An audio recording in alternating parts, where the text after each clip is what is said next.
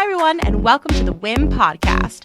Women in Influencer Marketing is a first-of-its-kind exclusive networking group made up of inspirational women. This podcast is where we explore influencer marketing and get real about women in business. Find us wherever you download podcasts, and of course, you can always find us at iamwim.com. That's iamwim.com. Hey guys, and welcome back to the Women in Influencer Marketing podcast. My name is Jessie Grossman. I am your host, and today I'm joined by a name twin. Our guest today is Jessie Rubenstein, spelled differently though, spelled Jesse, not the traditional IE. So I can appreciate a unique spelled Jessie. But beyond having the same name, she's incredible. And I was so happy that we were recently connected. So the title of this episode is The Shit No One Teaches You for a few reasons. It's actually the title of her upcoming book. And if you've listened to this podcast long enough, you know that the more familiar I am with a guest, we curse. And so the fact that she's talking about the shit no one teaches you, that's the name of her book. It really resonates. It really hits close to home. I have such issues with just my upbringing in terms of how I learned the industry, academia, like what I studied in school and how I actually made a career because no one taught me the real practical skills that I needed.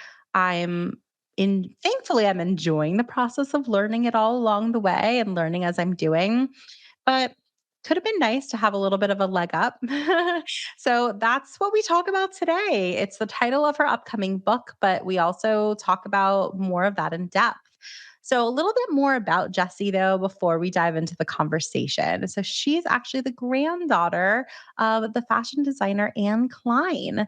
Obviously, she was exposed to the fashion industry from a really young age. Today, she runs an agency called Hello There Collective, which is a female owned and operated LA based social media, influencer, and content agency. She started her career at Authentic Brands Group and climbed the ladder to become their digital director for their fashion division.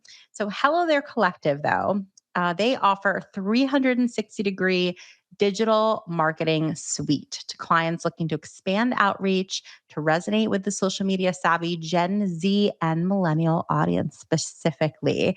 So we talk a bit about TikTok on this episode, so stay tuned for that. She also leverages the collective and has established an internal viral TikTok team dedicated to supporting brands and launching their TikTok strategy and taking it to the next generation of consumers. Since implementing a TikTok focused team in about I think it was December of 21, their team has generated noteworthy sales and supported brands with viral results across the platform.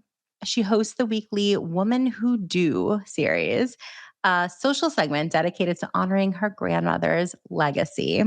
So, a few notable guests you may have heard of: Patricia Field, Alana Hadid, Pat Cleveland, and Samir Nasir. So, very cool guest on that. She was a great guest on this show, and I'm so excited for you to hear from her today. Before we get into this week's episode, a friendly reminder to check out our membership. Why? Because it's the best thing you can do for your career. So we not only talk about influencer marketing, but we share contacts.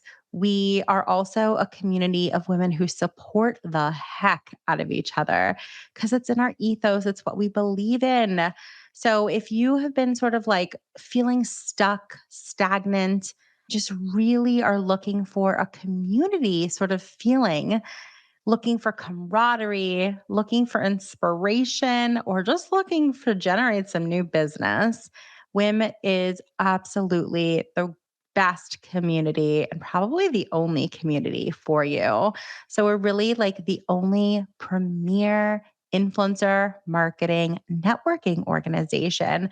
Not only do we have a mentorship program, career services, We've got also a membership directory for like one-to-one direct searching and connection opportunities. We also have the ability to post jobs, to look for jobs, but in addition to even the continuous education that we have and awesome master classes and a library of 30 plus educational resources for you. When I ask people, like, what's the best part about WIM? They just say it's that they wouldn't have met the people that they've befriended if it weren't for WIM. It's really a powerful thing to meet other people who are going through the same things that you are. And that was really like the initial idea of WIM. So if you are driven and if you are obsessed with influencer marketing and you love to learn and you're a little bit of a workaholic, but you also think big picture, and maybe you want a family someday, or maybe you just want to like live in Ibiza and like live that like single life and, working from the beach, but you're living like fantastically, this is the group for you. It really, truly is. We have women who are represented in all different communities, all ways of life. But the main thing is they're living well and they're being so successful in their careers. So, with that being said, guys, I hope that you check out our website, iamwim.com. Check out the community, check out the membership, hear some testimonials on there. And I know that once you join, you will be thankful that you didn't wait another day. All right, guys, we've got Jessie Rubenstein here for you. I'm so excited for you to hear from her. And let's get into it.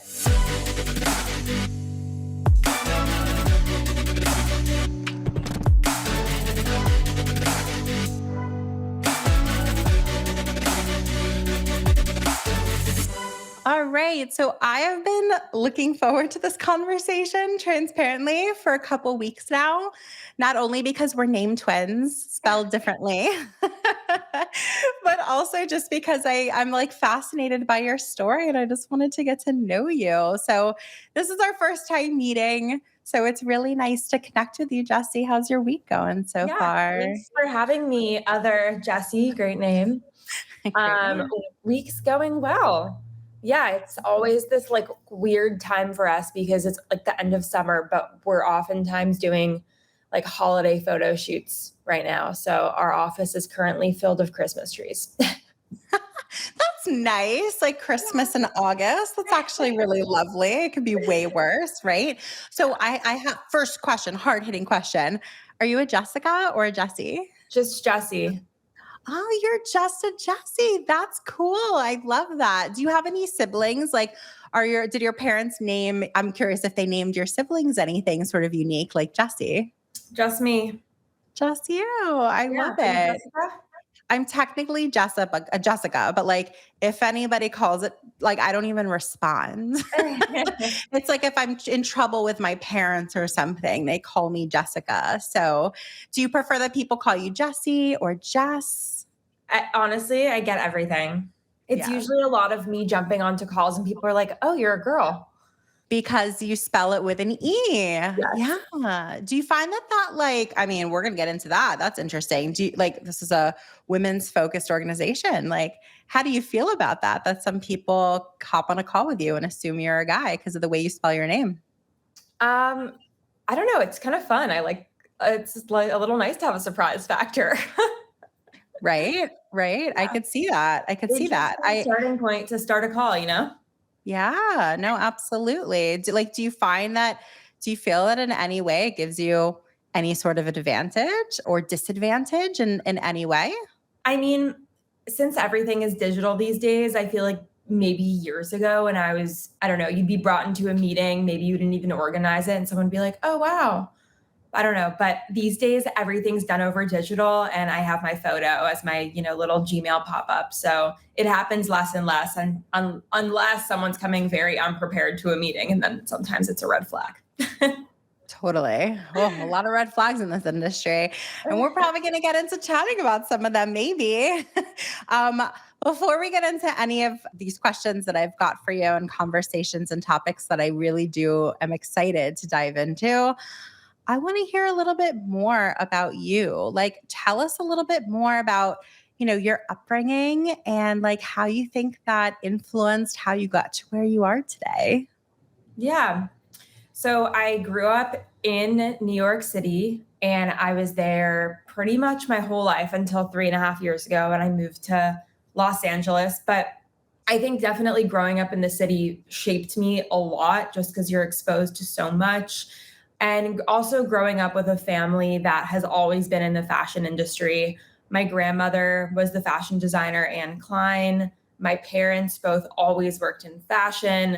So from a very young age, I was always kind of eager to get my feet wet.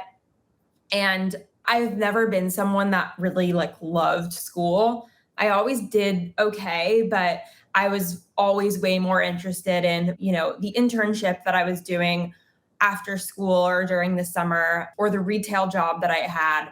It always kind of felt like more of an exciting opportunity. And I think growing up in the city with all of that just so accessible, I started working at 14 and was working in retail. And then when I was 16, I was at a luxury brand working on the Upper East Side and was making the highest commission in the store. And I was 16 years old. I don't think they even knew how old I was.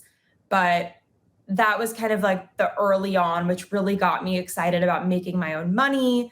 And I think that kind of early taste of what it was, like to really forge my own path got me very excited and eager to kind of get ahead and start my own business. And so I am excited to start or to talk about your own business because, it takes a lot of fortitude to be able to grow up in New York City in a well known family and then have the audacity to like do your own thing. And that's like said it with like so much respect. Like there are people who just sort of like, rest on their upbringing or, ride that ride. But you went a different route. You're not directly in fashion, although I'm sure, there's definitely influences there. And like you are in the gritty world of entrepreneurship, having your own company. So talk to us about like how that decision came to be and like how you ultimately decided to launch your own thing in the first place. Yeah. So before I started Hello There Collective, I was the digital director at a brand called Authentic Brands Group. So they own, Barney's, Aeropostale, Juicy Couture, Sports Illustrated, a lot of different brands. So I was overseeing their fashion pillar at the time. And their business model is very much about kind of like reviving brands. They'll purchase them when they've been around and they have this like very great and rich like brand story. And then it's really about like the marketing and getting people excited about the brands again and how to reposition them for, what the modern consumer was looking for. So it was such a role that was like so heavy on marketing. I absolutely loved it. And at the time, I was always talking to other agencies, hiring other agencies. And I was always feeling that there wasn't the same like strategy. I felt like I was always kind of reaching outside of my job versus, speaking to anyone that really felt like they wanted to be side by side working with me. And after kind of getting a lay of the landscape and like really hearing about how agencies can often have a bad taste in a lot of people's mouths, I really wanted to go forward and start an agency that would really take a new approach. So from the very beginning of starting Hello There, we really have stayed true from having this, since we started and it was just me to today having 25 employees, that you have a great pitch call from me and I don't just disappear. Like I am always in the client relationships. I oversee everything before it goes out. I have my hands in all of the strategies across all of our clients. So it was really born out of my frustration with seeing what else was out there that made me excited to start something that, I hadn't had the opportunity to find.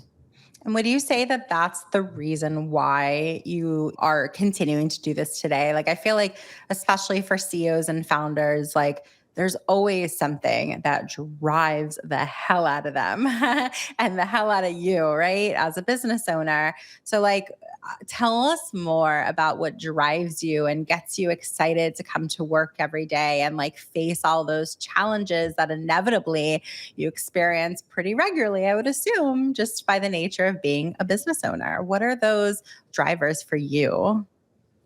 Well, anyone that knows me would probably the first thing they'd say about me is I'm someone that just like can't sit still. Like I need to be busy at all times.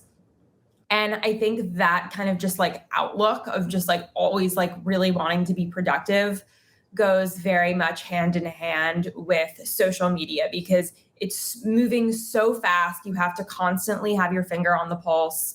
Every day there's something new launching, and you really have to adapt or you die. So, what propels me forward is really you've never learned everything. I think ways that you can kind of become bored in life is when you feel like you've kind of turned back every last page, uncovered every corner, and you have learned everything in the industry. And I think this is one that you could never learn everything, because there are constantly just more updates coming out, different ways that influencers are utilizing different channels. And it's just always like test, learn, test, learn, test, learn. And I really do love this element of you're never going to be at perfection because there's always something new to look forward to.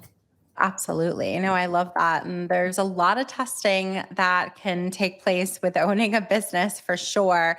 But not a lot of people do, not everybody does that, right? The smart ones, in my humble opinion, do because they want what's best for the business. And you can like check your ego at the door and just say, like, we're only doing what we know to do based on the information in front of us. And so, how do you continuously get a gut check on what needs to get done? You test and you learn and you respond and you listen. And it's awesome that you're at like a 25-person company right now. Like, that's such a good place to be able to still be nimble enough to be able to like evolve and change with what your business is telling you. So I'm curious, like, I've obviously checked out like your website and I'm familiar with you, but like tell us what Hello There Collective is best known for. Yeah, so we're definitely best known for our viral TikTok campaigns. We're an agency of record at TikTok, so we have a really great relationship with them. And really utilizing influencers and creating content for TikTok has been something we've truly excelled at across all of our campaigns. We've experienced viral content. We've driven, over 180% in sales for a lot of our clients. That's kind of like the norm. And across the board, we've really utilized a lot of this UGC content as well that's being produced to kind of edit and curate a lot of our clients' top performing ads. So this has really been like the niche we've developed. We also do have a full content production team here and social management. But I think with this kind of explosion of TikTok and so many people knowing they have to break into it, but not really knowing how, that's definitely been an area where we've really found ourselves excelling. Okay, I would love to get into that a little bit more because I know that a lot of people listening to this show are saying exactly what you just described. They're like, I know that there's so much potential in TikTok, but what should I be doing? And I want to hear from an expert, and Jesse is an expert at TikTok. So not me, the one we're talking to, because I am not an expert at TikTok. So I'd love us to learn from you. So, can we talk about like TikTok ads for a second? I'd love to know a little bit more. Like, if you had someone who was coming to you and, they were like, I want to run ads, and TikTok seems to be the place to be. What questions would you start by asking them to figure out what direction and strategy they should go with? Yeah, so it's been interesting because a lot of the creative that we have produced that's made out of either TikTok influencers or creators, these are often people that we're pulling from our collective, which is basically vetted group of influencers that we've been collaborating with for a while and have, long-term contracts with. But, looking at that group, what's interesting is the content that they're creating, even though they might have their bigger platform on TikTok and the content might be in ways like TikTok first. We always like to say, we totally understand that even while TikTok is a trending platform right now, this content has also seen massive success for our clients on Instagram and Facebook as well. So when we kind of get started, like first we think about things for more than one channel. So even though we're usually going to be looking for TikTok creators because they just are the best at video content and they just kind of come to the table with that very like genuine, organic, like raw energy, which is best for UGC ads. The first few questions that we ask our clients are, one, like what makes the product unique? So the first thing we do is we try to identify one key value. So it's really important in ads not to try to sell like 5 different things about the product or the service of the brand. Like it's critical to nail down one for one ad set. Let's say maybe there are additional problems, but those can be kind of pushed in other ad sets. But for, let's say, one piece of content we're looking at, really the goal is to get across a clear problem and a clear solution and highlight like how the brand is presenting that solution. So that can be obviously feel really like formulaic. So the best way to do that is to look at other trending transitions, look at just trends that are going on TikTok in general. And also really looking at like what the brand's demographic is, because if they want to use that content to target a mom versus like a Gen Z influencer or demo that's interested in beauty per se, like the kind of transition we come up with, or if it's a testimonial, like that content type is going to look very different depending on the demographic. And how do you feel in terms of like working with people on strategy in terms of organic or paid ads? Like, should it always be a blend of the two? Should it be heavily skewed in one direction or the other based on some sort of criteria? Because I've spoken with people who have very polarizing views on this, and they're like, never spend on paid ads, just like do what you do organically and the views will come. And I'm like, that's very idealistic. And if that worked every time, like, hell yeah, I'll just do everything organic. But that's not how it works for everybody. I'm curious what your views are on organic versus paid. Yeah, I think it's true. I definitely have polarizing views. I mean, maybe in another time I would have said something different, but I think right now, obviously, the economy is not in, the best place it's been. So I recognize that. And I think for brands, if they are even spending on the production or that internal person or an agency producing content for organic, like it needs to see ROI. And I think like that does sound like an idealistic view. And if this person is crushing it and doing all organic, then please put me in touch with them. I need to hire them. But I think that paid is definitely necessary, because there's so much competition these days that, while I would say on TikTok, like you can get really great organic momentum, it's good to allocate a portion of the budget to paid to ensure that you're getting those initial eyeballs on so you can start getting viewership, start getting new followers. Otherwise, you can have a viral video, and we've definitely seen it happen. We've made it happen, but I think it's always good to kind of like have that safety net. And anytime we're like given a budget, we always carve out a portion for paid. No, I appreciate that. I've also heard a lot of people, most big brands, they're diversifying their ads, right? Like maybe they're B2B, so they'll do a bit more on LinkedIn sometimes, which are hella expensive. But if you're getting in front of the right person, the value of each person is like infinitely more.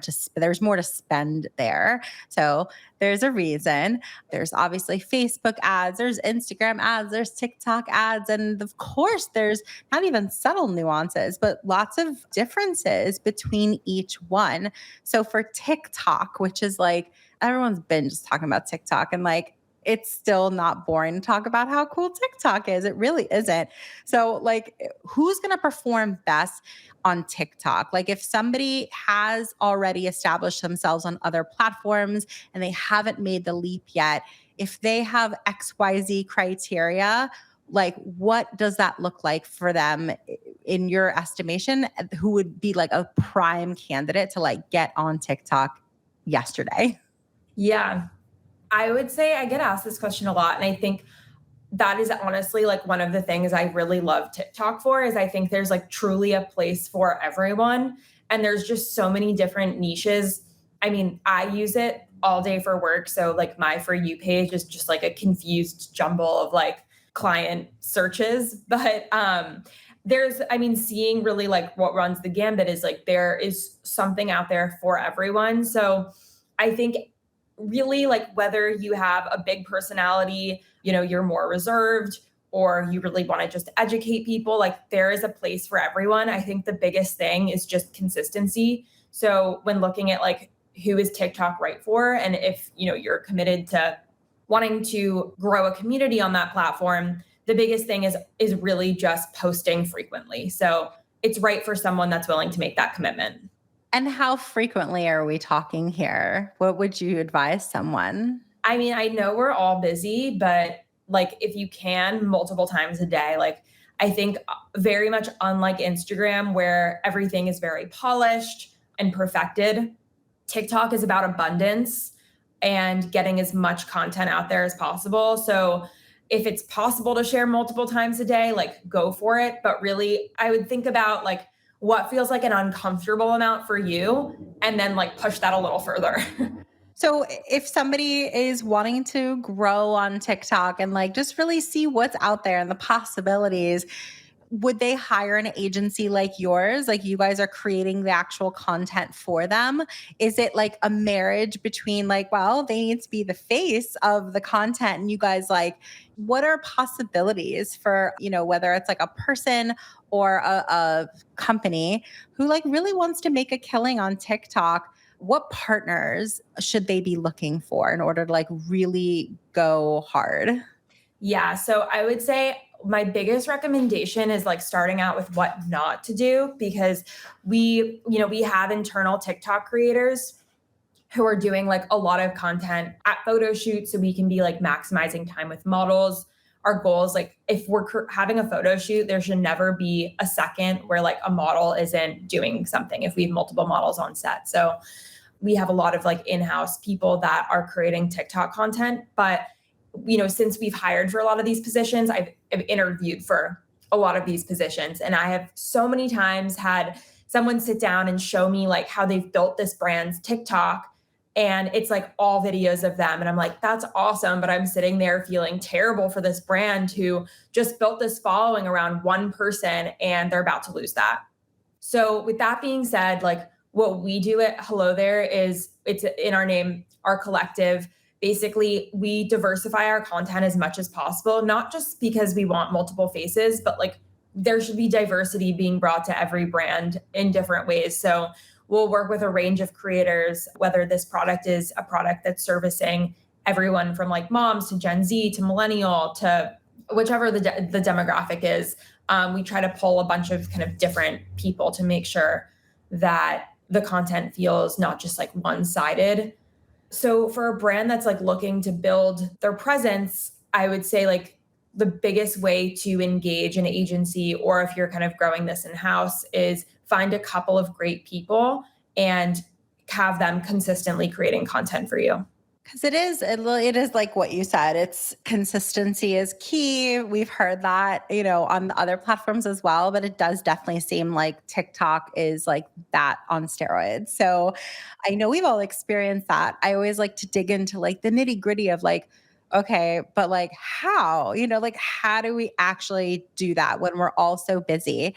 I want to hear a little bit about like, we're talking about your clients' TikTok. I want to talk about like your social media and your personal branding because I think it's great that you put yourself out there as a business owner. I talk about this a lot on the podcast. I think that more business owners or even like employees of companies need to build their own personal brands and get your story out there and your vision and things that are important to you. So, like, what has been your strategy there, and what have you learned along the way? It's really interesting that you brought that up because I've been sending some TikTok videos back and forth with some other friends that own agencies or are entrepreneurs. And there's been this like viral, I don't know if we'd even call it a trend, but like a big conversation going on TikTok where founders and entrepreneurs really feel this like pressure to become influencers themselves.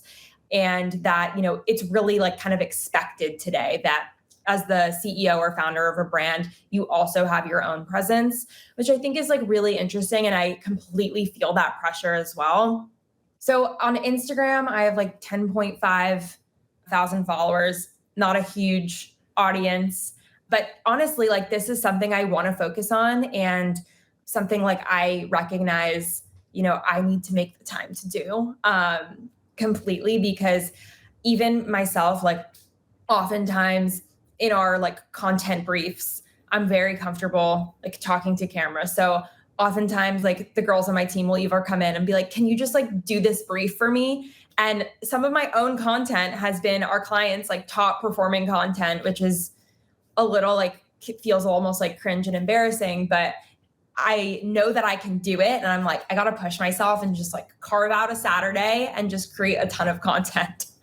Well, no, I so appreciate you saying that because it is a conversation that a lot of people have been having lately. This pressure, exactly what you're describing. Like, it's almost expected that, like, if you are a founder of whatever, like, you automatically need to feel comfortable and enjoy cranking out all this content of your own, even if you own like an agency where your job is to do all these other things that have nothing to do with your own content, has to do with other people's content. So I appreciate the conversation, but I also appreciate your perspective on it. So my question to you is like, how are you in holding yourself accountable to doing it? And is there a part of you that enjoys it? Are there certain platforms that you enjoy more than others? Or do you just see this as like a necessary evil emphasis on the evil?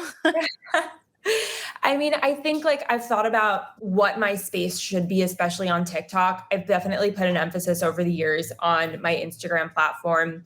But I would say when it comes to TikTok, I'm currently working on writing a book called The Shit No One Teaches You.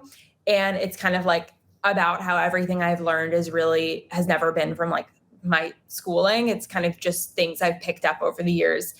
And I've really started writing that because, as a social media agency with an emphasis on TikTok, like, of course, we have a lot of really young people on our team. So I often see them come in with kind of like a fresh perspective on career and like the workplace. And we're oftentimes like shaping that first experience for them. And I often give very unwarranted advice. But I think that's kind of like what I'd love to see my platform when I sit down and create a million videos in a day is something along those lines of just giving like little snippets of advice and information that I've learned from trial and error over the years.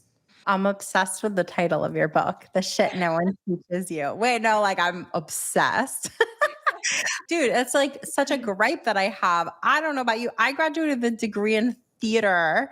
And if I even wanted to pursue that, which I learned very quickly, I didn't. I still had no tools to be able to actually make a career out of it and be able to survive in New York City. They're like, what I learned in school is how to like roll around on the ground and breathe in a certain way. Like, how is that going to let me have a career? It's not. And even if you study marketing or advertising, I don't know, I have so many gripes with the academia. So I think it's fantastic that you're writing a book about all the shit that you learned after school and on your own and just by doing it. So, what are like, give us a little preview. What are the couple things like the most important or like most impactful things that you think that you've learned just on your own, just by doing the damn thing? Yeah, I would say a big one is no one is ever going to just give you anything in this life. So if you want it, you have to ask for it, and you can't just ask for it once. You have to ask for it again and again and again until you've exhausted it and you either get it or that you've really tried every single avenue to get what you want and a new path is worth forging, or there should be some other areas looked at. But I think that's a really big one and something I often see and even hear, of our friends. I think it's really important to speak like what you want and not feel that you should be ashamed or that it's unwarranted to want the things that you do. So I think that's a really big one, and something I've definitely learned. And I think moving up really quickly in my career before starting Hello There, I was in my previous role for 4 years and moved up in about 2 from being a coordinator to a director. And it was just because I went to my boss and I kept saying like, I deserve this. I want this. I want this. And I was either going to leave or he had to give me what I was asking for. So I think that's a really big one and one I really suggest to women who are, working their way up in their career. Absolutely. Like in this life, like there are some people, I don't know those people, who are really fortunate enough to just get things handed to them. I don't know what that's like. It sounds like you don't necessarily know what that's like either. But I appreciate some people, they're like, okay, but then what? Like, what do I do to get the things? You got to put it out there into the universe. Like, that's what I'm hearing you say. And not just once, but to like anybody and everybody who will listen. Like I'm a huge proponent for networking. I own a freaking networking organization, right? So, but like to just put it out there because it might not be that person that can get it for you, but it will be that person who knows that person who knows that person. And, doing for others so that, eventually it's all cyclical and you help each other. But I love what you're saying. Like, don't ever be quiet. Like, make noise about what you want. Put it out there in the universe. I love that so much.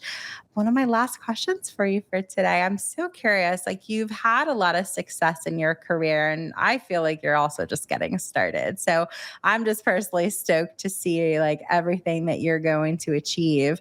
Success looks so different to everybody. I'm curious what success looks like to you. That's a good question. And I think that's something that's definitely evolved for me over the years. And with every year, you're a little wiser. And I think that has really changed. If you asked me that, like even I'd say 3 years ago, you would have gotten a very different answer. But I think what success looks like to me is, of course, you have to have like your base level.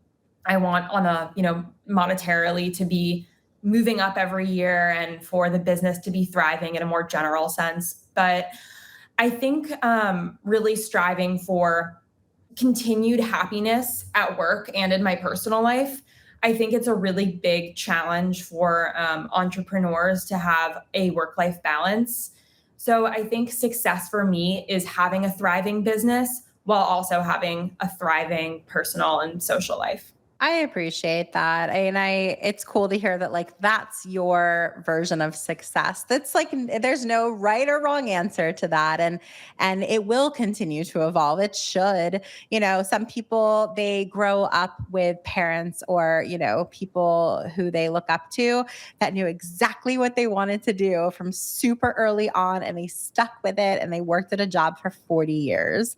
And like I'm not going to knock that if that really genuinely is your path and that is what you like feel successful by doing, go for it. But most of the people that I know, myself included, it's been a windy path. And the thing is, like, you learn so much along the way and you can take so much with you, and that'll arm the hell out of you to be able to like kill it with whatever inevitably you end up doing. And the cool thing about the fact that so many people are so entrepreneurial and there's so many more resources to be entrepreneurial these days is that like success, like you might define this thing as what success is right now, and then you achieve it. And it's like, oh my God, I'm here already? Like, well, like what next? And there is a next chapter. Like there's a next step. Like the goal isn't really, there's no end goal these days. It feels like people are reinventing themselves in their 40s, their 50s, their 60s. And imagine like everything that you're achieving now, how much more you'll be able to achieve, later on every single decade because of all the connections and great work that you've been doing in the prior time and the prior decades of your life. So I appreciate the heck out of that. I have a feeling that a lot of our members are going to want to get in touch. Our listeners are going to want to follow you on your awesome Instagram account, see what cool stuff you're doing on TikTok, and just generally like keep in touch with you. So for those of our listeners who would like to get in touch with you and shoot you a follow, where's the best place for them to do that? Yes, please follow me, get in touch. If you have any questions ever, slide into my DMs. My Instagram is Jessie, spelled the boys' way, JESSE_GRE. So please get in touch. And then our agency Instagram is Hello There Collective. Perfect. And of course, we will link everything in our show notes. So check that out. Jessie, thank you so much for not just being born with a cool spelling of Jessie and like, I've got the Y, you've got the E, like we're like repping Power duo. the power duo, but also like Jessies who are just like, we're different from each other. We're different from the other ones, like, paving your own path. I love it. I'm super impressed with everything that you've built thus far. And just thank you for this awesome conversation today. Yeah, thank you so much, Jessie, for having me. If you enjoyed this episode, we gotta have you back. Check out our website for more ways to get involved, including all the information you need about joining our collective. You can check out all the information at iamwim.com. Leave us a review, a rating, but the most important thing that we can ask you to do is to share this podcast. Thanks for listening. Tune in next week.